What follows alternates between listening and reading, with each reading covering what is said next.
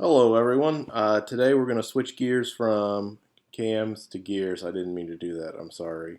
It might get a little loud in the background here. I'm locked in a small room with two dogs and two screaming kids outside. So we'll see how this goes. So gears, two major types, internal and external. So internal gears like this are a little more rare. External is the most common here. So external gears, the gears are going to be touching each other on the outside radius here. So think of like gears inside a manual transmission usually look like this. Internal gears, like these gears here, these are fairly rare except in epicyclic or planetary gears. It's technically an epicyclic, but everyone calls it planetary. So if you look inside like an automatic transmission, you'll see ring gears like this with these little planet gears inside, and then at the center there'll be a sun gear. There'll be usually 3 to 6 of these little guys, and then there'll be one big gear, a sun gear in the center of this thing, and that'll form a planetary gear set. You can get multiple ratios from one planetary gear set. So external is more common. Why? They're just easier to make. If you think about manufacturing of these, you can hob these. So hob, you slowly rotate the gear, and you have a rotating cutter that's got a precise tooth form machined into it or ground into it, and you can grind these, or machine, I should say, these teeth fairly quickly, fairly accurately, fairly economically. When you start talking about these internal gear teeth like this, your manufacturing options start to get limited. Maybe you can cast them in place, but then they're not going to be that strong. There'll be some little plastic gears that'll be ejection molded in place, and it works fine. But for strong metal gears where you need like hardened steel, you really need to broach these. It's really the only good way to make them in scale. Now you can wire EDM these things for some prototypes, but it's going to be expensive. So if you need a one-off internal gear, wire EDM is about the only really good manufacturing method. For volume, you're talking about broaching. This is a through hole here, so you can just do a single step broach. To get all these teeth in one step, you need a very specific, expensive custom broach to do that. But if you're making a few thousand or 100,000 of these, that works fine. If this is blind, like it's blocked off at the bottom, then it gets trickier to broach these things, and you might have to do it in several different steps with several different broaching tools, or single point broach it. But either way, it's tricky to make these, especially for helical gears. It gets tricky. So, but main difference in these is that the difference in the sign of the velocity ratio. By now, you all know how to calculate the velocity ratio for gears, right? You take, whatever the input and output is. You use the velocity at the point where they mesh. You set that equal to each other, and then you relate the omega of this gear times its diameter or radius to omega of this gear times its diameter or radius. Those have to be equal to each other, and you can form the velocity ratio from that. So velocity ratio, omega out over omega in, it's going to equal the radius of the input gear divided by the radius of the output gear. These are the opposite. So since it's omega out times R out, so omega in times R in, you can see why these get flipped, because it's these two times each other are equal to these two times each other. When you rearrange it for velocity ratio, and my phone. Sorry about that. You get the ratio of input to output radius, or that's going to be the same because 2 times this, 2 times that. Those 2's cancel out. We get diameter in over diameter out. So either way, all we need to know is the radius of those gears or diameter, and we can find the velocity ratio. Torque ratio is going to be the inverse of that. So by just simply inverting any of these things, you'll find the velocity ratio, invert it, you get the torque ratio, or flip the radii or flip the diameter. You can calculate the torque ratio. Now note there's a plus or minus here. So if you look at external gears here, as you all should know, this gear rotates clockwise, this one's counterclockwise, right? For external sets, they rotate in opposite senses. For internal sets, they rotate the same way, right? This guy rotates this way. This guy would also rotate that same direction.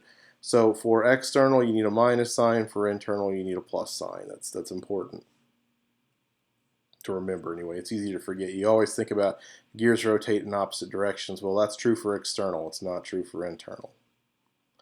There's no slip in gears. If the teeth are engaged, there's no slip, which is nice. That means these things aren't going to slip versus each other and make a bunch of heat like pulleys and belts might do.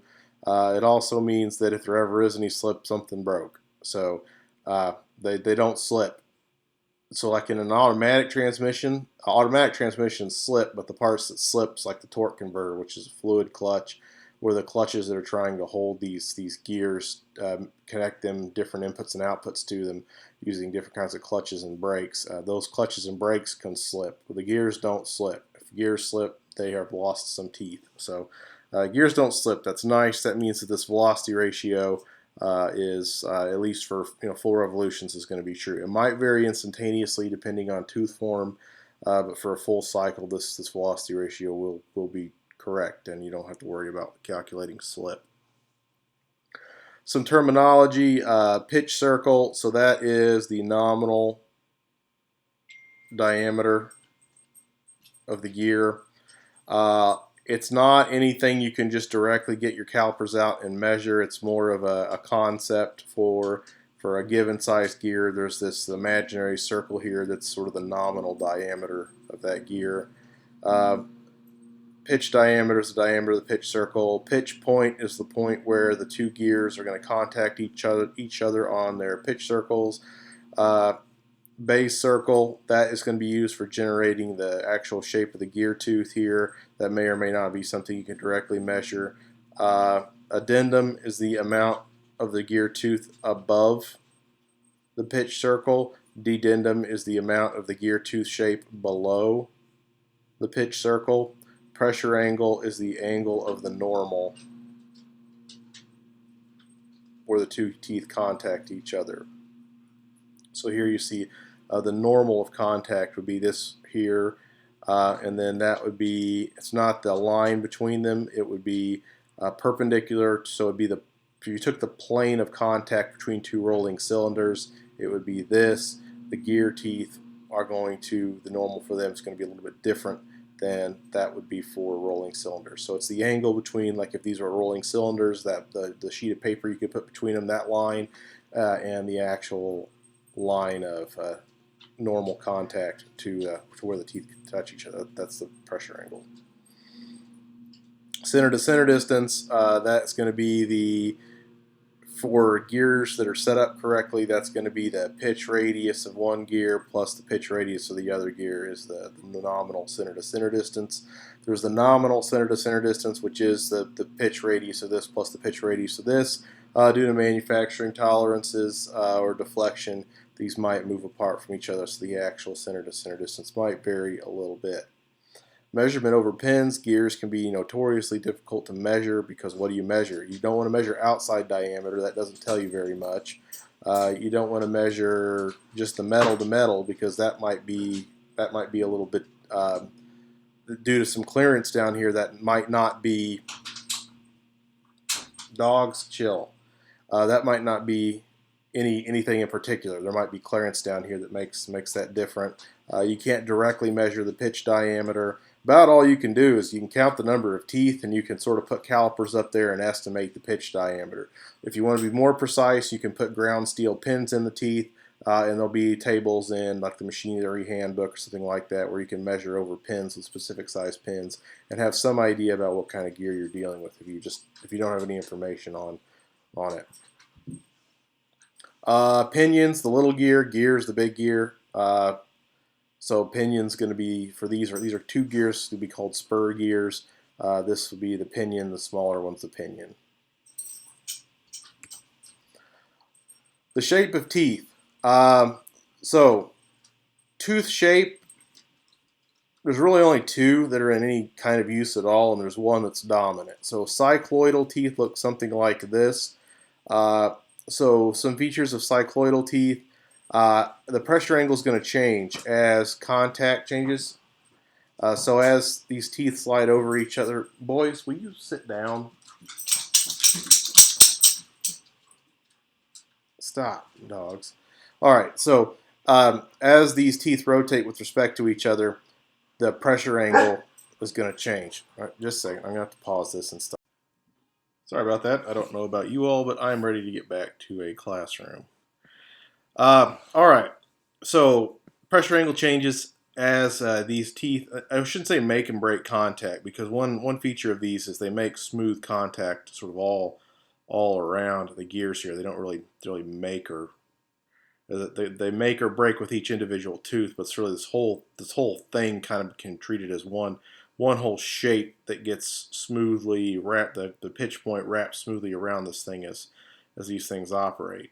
And there's some upsides and downsides to that. One of the downsides is the pressure angle is going to change over time as these things rotate. The pressure angle is going to change.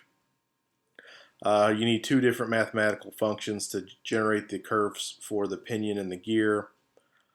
Center to center distance is going to be critical on these to ensure that the pitch point does move smoothly around the outside of these things through contact. The center to center distance has to be the nominal value, which means manufacturing tolerances and deflection are going to be an issue. One upside is I don't have to add any extra clearance down here like I do with other kinds of gear teeth. They're fairly strong and they're fairly good on wear. They're pretty rare, cycloidal. Involute is not rare. Involute's the most common by far. Features of the involute profile: constant pressure angle. What that means is they run very smoothly. The pressure angle is always going to be a constant through contact. Where a contact starts and ends on a tooth, the pressure angle is constant. It's one simple mathematical equation to generate the tooth, and you can use that to generate any gear tooth you need to. Small variations in center to center distance don't affect the velocity ratio. So for cycloidal, center to center has to be constant. For involute, as long as it's relatively close to the nominal value, it's fine. If it's too small, the center to center distance, you might run into clearance problems. If it's too big, you might run into pressure angle problems. Eventually, you're going to run into contact problems on teeth. But as long as there's a few thousandths of variation, it's not that big of a deal, which is great. Interference between teeth can happen, so I can get situations where I need to remove a little bit of material down here under the base circle for the tips of the teeth to not contact down here in meshing gear. So I have to check for clearance and adjust accordingly. Teeth are usually weaker. That's usually not a big deal though. So for high pressure angle gears, like 20-degree pressure angles, the teeth are pretty strong. Usually more wear because you get more sliding contact. Again, it's relatively low, so it's not the weaknesses aren't such to overcome the strengths. So what's the most common? By far, involute. In fact, cycloidal is fairly rare. You see it in some clock making applications, but involute's the dominant thing in power transmission by far. Why? So the center to center distance thing is big. Constant pressure angle is big, so they run smooth. But the center to center distance, when you take these two things and two gears and run them into each other, they're going to push each other apart.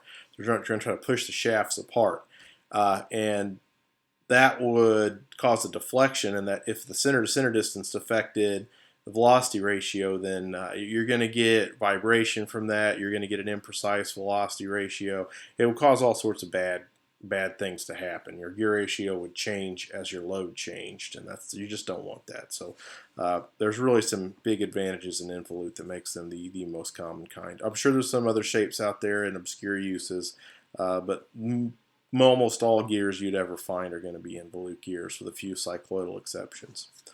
So what is this involute? It is a mathematical curve defined by taking a taut string and wrapping it around a cylinder. Or you can think about it about taking a taut string that's been wrapped around a cylinder and unwinding it.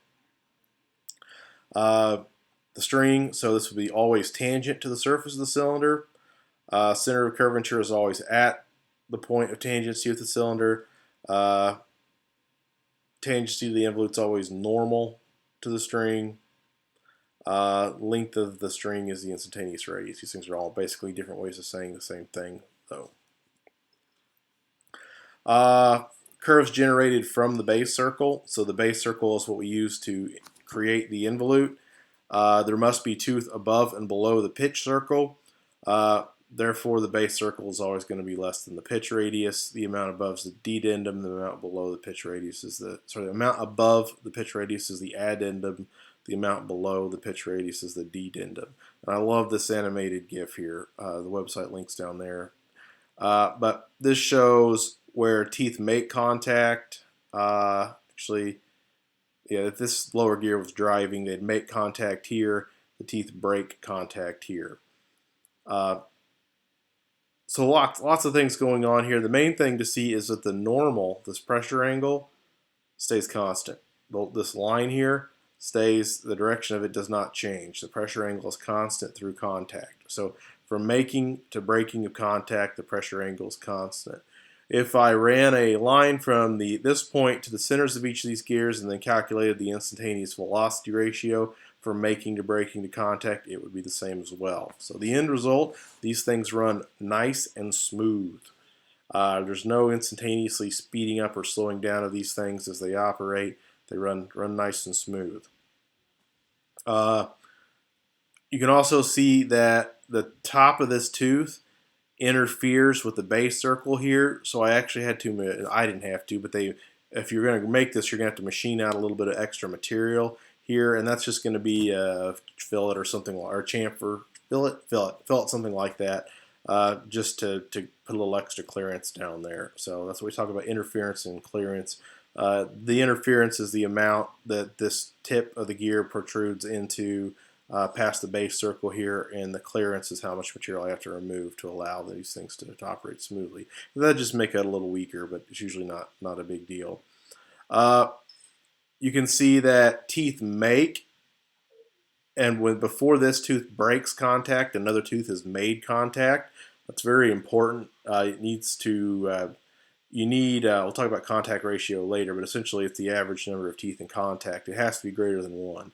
If there's a point through the rotation where this breaks contact before contact's made on another gear, bad things are going to happen. So if I move these farther apart, the contact ratio goes down, and eventually that will go less than 1, and you don't have good mesh anymore. I think I've covered most of these things, but again, this is why we use Involute. Is this diagram, or this little animation shows it right here. This constant pressure angle, the constant velocity ratio through contact. The downsides up here with maybe needing a little bit of clearance. Sometimes you do, sometimes you don't. But really, this constant pressure angle and constant velocity ratio through mesh really is important. Now, if I spread these things apart, the velocity ratio will stay constant as well. What changes as I spread them apart, in addition to that contact, and how many teeth are in contact on average, it also changes the pressure angle. It'll stay constant through contact, but as these move further apart, this pressure angle will change. It'll increase. So the pressure angle will change for a given center-to-center distance, but it does not change through contact. So that's it for today. Again, that's a pretty quick little overview. We'll have a couple more lectures, 2 or 3 more lectures on gears. There won't be any kind of new homework today. You guys have homework that's due Friday for balancing. Then next week I'll get you a cams homework. Week after that I'll get you a gears homework. We're getting close to wrapping things up here. We need to finish gears. We'll talk about engines. And then we are pretty well done. So if you have any questions on the project or on the homework and balancing homework, please send me an email. Thank you.